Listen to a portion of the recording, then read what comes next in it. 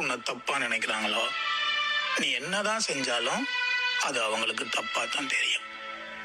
சில நேரங்கள்ல நீ செய்யாத தப்பு ஒத்துக்கொள்றதும், செய்யாத பிள்ளைக்கு நீ மன்னிப்பு கேட்கறதும் அந்த உறவை தொடரணும் என்ற ஒரு காரணத்துக்காகத்தான்.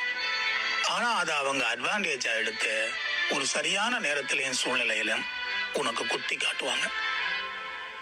எவ்வளவோ கஷ்டங்களும் துயரங்களும் வெளிய மனசுக்குள்ள இருக்கு.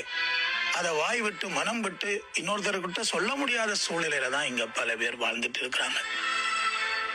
உன்னுடைய கஷ்ட காலத்துல யாருமே உனக்கு துணையா இருக்க மாட்டாங்க. ஆனா உன்னை யோசிச்சு பார்த்தா நல்லா உனக்கு புரியும். ஒரு காலத்துல யார் உன்னை சந்தோஷப்படுத்தினாங்களோ அவங்களாலதான் நீ இந்த கஷ்டத்தை அனுபவிக்கிறதா இருக்கும். சரியான தகுதியான ஒரு உறவை உன்னால தேர்ந்தெடுக்க முடியலன்னா வாழ்க்கை முழுதுமே நீ சகிச்சிட்டு அனுசரிச்சுட்டு போக வேண்டிய ஒரு சூழ்நிலைக்கு நீ போயிடுவேன். உன்னை புரியாதவங்க இடத்துல நீ எவ்வளவு விளக்கம் கொடுத்தாலும் அவங்களுக்கு புரியாது. ஏன் தெரியுமா?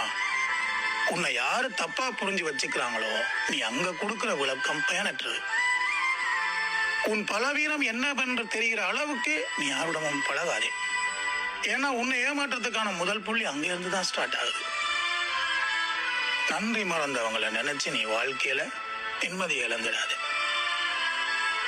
ஒரு விஷயத்த முடிவெடுக்காம தொடங்கிட்டு பாதி வழியில போய் முடிவு எப்படி இருக்கும்னு யோசிச்சேன்னா ஏண்டா அதை தொடங்கினு தான் உனக்கு தோணும்.